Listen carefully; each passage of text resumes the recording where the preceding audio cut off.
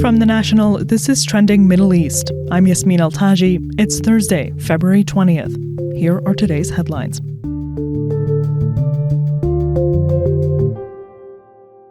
Lebanon's newly formed government has omitted any mention of armed resistance from its ministerial statement for the first time in 2 decades. That's according to a draft seen by The National.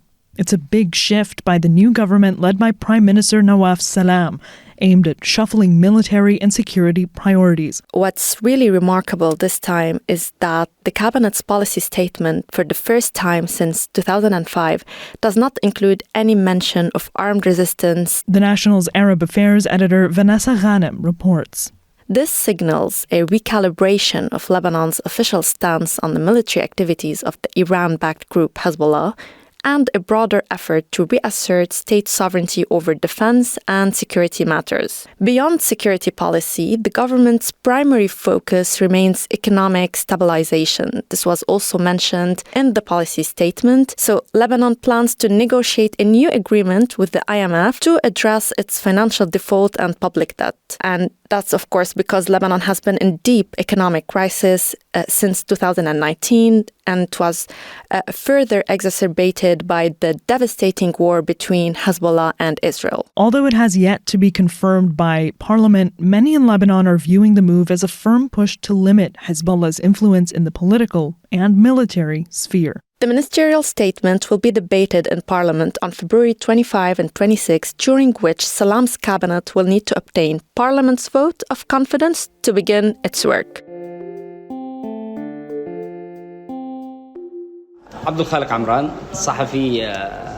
The National heard from a Yemeni journalist who was detained by Houthi forces. He described scenes of torture in his years in detention. Abdul Khaliq Imran was detained for 8 years and says he's still at risk due to a religious fatwa. He said calling his detention a death sentence, quote, legitimizes it and limits its meaning. It was a religious fatwa. I am at risk at all times, unquote.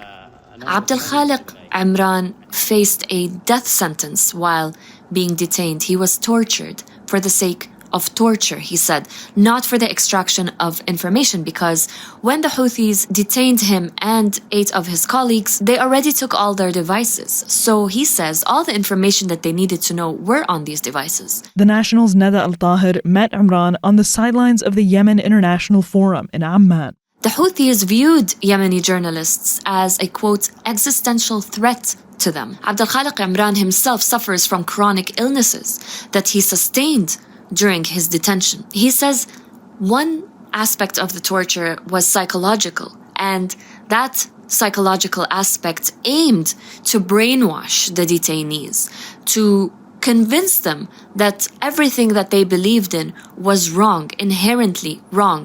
The Houthis called the journalists that were being detained enemies of God, not only the state. It's now been 9 years since his detention after Houthi militias seized Yemen's capital Sana'a and overthrew the government. What followed was a heavy crackdown on the media. Imran was detained along with 8 other journalists and sentenced to death 5 years later. One of the men Mr. Imran says abused him and his colleagues personally is Abdul Qadir al-Murtada, head of the Houthi Prisoner Exchange Committee and negotiator. Al-Murtada was sanctioned by the U.S. last year after the UN found that he was complicit in, quote, inhuman treatment, unquote, based on prisoners' testimonies. Now, Imran and his freed colleagues search for justice and accountability as Houthis keep a steady grip on much of Yemen.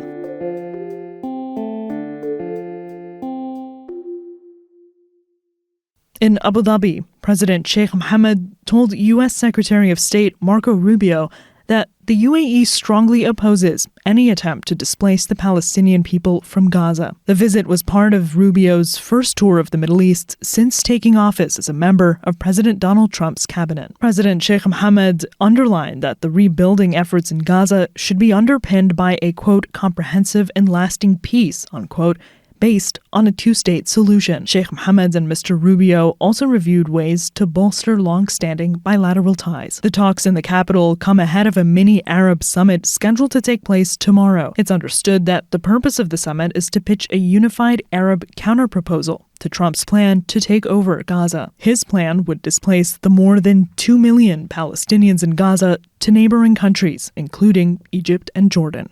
Rubio's visit to the Emirates comes a week after he spoke to President Sheikh Mohammed by phone to discuss the Israel-Gaza war. In Abu Dhabi, they met at the International Defense Exhibition and Conference. Rubio also held talks with Sheikh Abdullah bin Zayed, Deputy Prime Minister and Minister of Foreign Affairs. It was the latest stop on a tour of the region that is focused primarily on efforts to end the wars in Gaza and Ukraine. That's all for this morning's headlines. You can follow live updates and get more on these stories at our site. Yasmin Al-Taji, The National.